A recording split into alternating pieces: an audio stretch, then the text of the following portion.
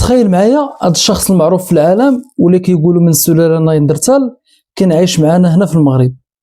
شكون هو هذا الانسان؟ واش فعلا هو من بقايا سلالة نايندرتال؟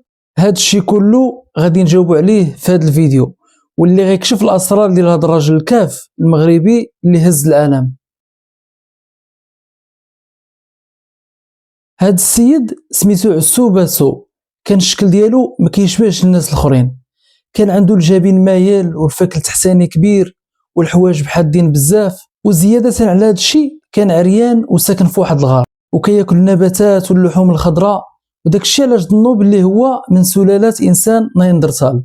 لقاو هذا السيد في المغرب عام 1931 في واد دادس حدا بلدة سكورة نواحي مراكش، والناس المحليين سماوه عسو وباسو، والاخبار ديالو تشهرت في جميع انحاء العالم.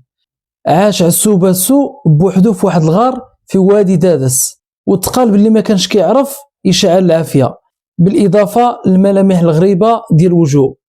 كان هذا الراجل عنده ذراعين طوال ورجلين طوال ومسطحين، وهادو علامات كيظنوا العلماء انها انقرضت قبل 40 ألف سنه. قصه عسو باسو بقات غامضه، واش هو فعلا الاخير من بقايا انسان نايندرتال اللي كانوا كيسكنوا الارض، ولا مجرد انسان عادي وعاش في ظروف قاسيه وهي اللي خلات ملامحه تبان هكاك؟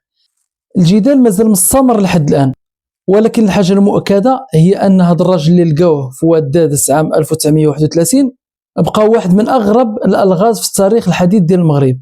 دابا جا دورك انت، شنو بان لك؟ واش عسو باسو كان انسان عادي ولا كنز تاريخي حي؟ خلي الراي ديالك في التعليقات وبارطاجي الفيديو مع اصحابك باش يعرفوا هذه القصه المدهشه، وتهلاو ونتلاقاو في فيديو جديد ان شاء الله.